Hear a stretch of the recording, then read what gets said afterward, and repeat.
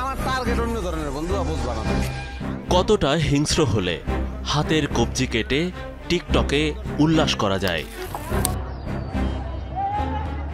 কতটা ভয়ঙ্কর হলে এভাবে কুপিয়ে মানুষ হত্যা করা যায়। এতক্ষণ যে দুটি বীভৎস দৃশ্য দেখলেন, যে আহাজারি দেখলেন, সেগুলো কোনো দুর্গম এলাকা কিংবা প্রত্যন্ত অঞ্চলে ঘটে যাওয়া ঘটনা নয়। এগুলো ঘটেছে খোদ রাজধানীর ঢাকায় মোহাম্মদপুরে।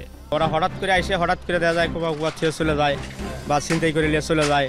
দেখা যায় আমি বললাম যে মুখে করছে, ফোন দিতে আমার কুবাইয়া দেয়, মেরালা এই দায়িত্ব কে নিবে? দুর্ধর্ষ এই গ্রুপের প্রধান আনোয়ার হোসেন, সবাই চেনে কবজি কাটা আনোয়ার নামে। ছিনতাই, চুরি, ডাকাতি, রাহাজানি, চাঁদাবাজি, মাদক ব্যবসা, মানুষকে কুপিয়ে জখম কিংবা কুপিয়ে হত্যা, এমন কোনো অপরাধ নেই যা কবজি আনোয়ারের গ্রুপ করেনি বা করছে না। আনোয়ার এবং আনোয়ারের সাথে সঙ্গীরা মিল্লা। মানে কেন কোপাইছে? কোপাইছে, এর আগে একবার আমার ভাইরে কোপাইছিল, মারছিল, মায়েরা হুন্ডা নিয়ে গেছিল, সে মিডিয়া করছে এবং মামলা করছে, তার জন্য এই ঘটনাটা ঘটছে। কেস খামারি করার জন্য আমাকে বহুত হুমকি টুমকি দেওয়া হয় যে কেস টেস যদি করে তাহলে তো গরু গেছে, এইটা গেছে, ওইটা গেছে, পরে জানো যাবে, মাইরা বডি ঝুরি ঝুরি করে ফালাই দেওয়া।